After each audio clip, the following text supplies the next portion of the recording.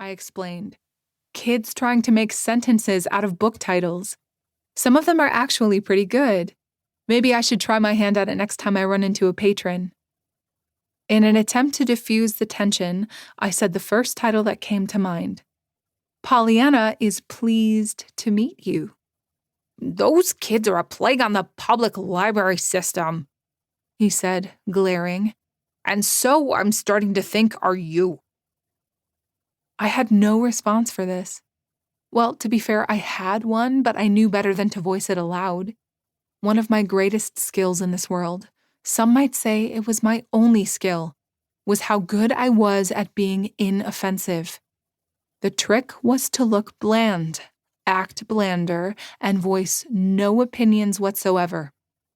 The looking bland part I had down pat, my frizzy brown hair and lightly freckled skin blending into the background so easily that I sometimes felt like a potted ficus.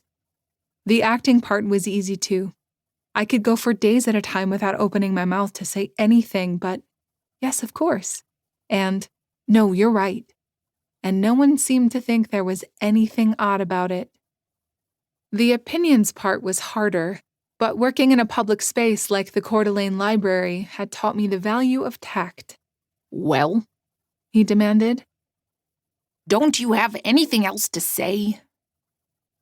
I shrugged, wishing not for the first time that I was more like my sister Emily. She'd have known exactly how to wrap a grouchy old man like this around her finger.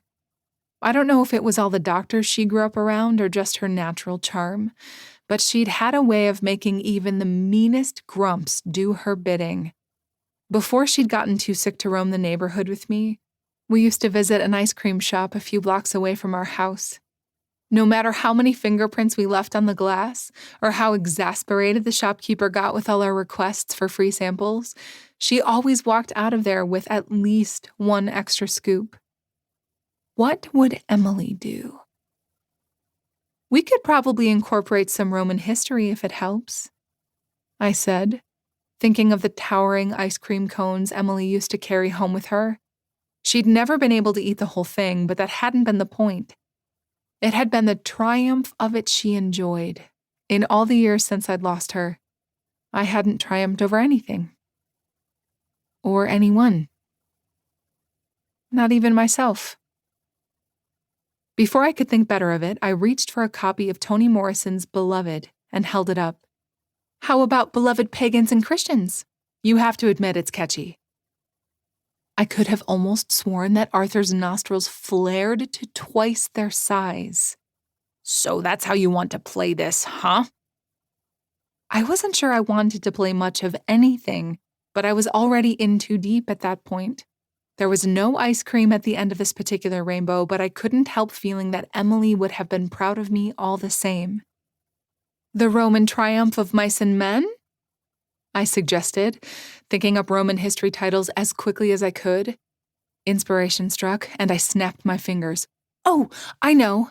I, Claudius, journey to the end of the night. These are good. I should probably write them down. Something almost like respect was starting to spark in Arthur's eyes. You seem to know an awful lot about books on ancient Rome, he said grudgingly. Why?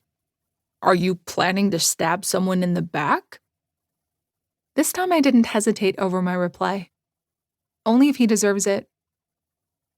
A sound somewhere between a bark and a laugh escaped him. Is that your way of telling me that Caesar got what was coming to him? Is that what it says in your precious merry beard? Not exactly, I was forced to admit. If this conversation kept going along these lines, I was going to have to admit a lot more. Namely, that I wasn't nearly as conversant with Roman history as I was letting on. As far as librarians went, I was more of a Jill of all trades than a deep scholar.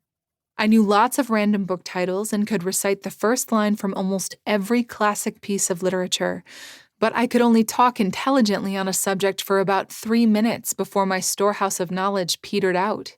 Ha! He practically shouted. That's what I thought. You don't know anything about Caesar that isn't written in the back cover copy somewhere.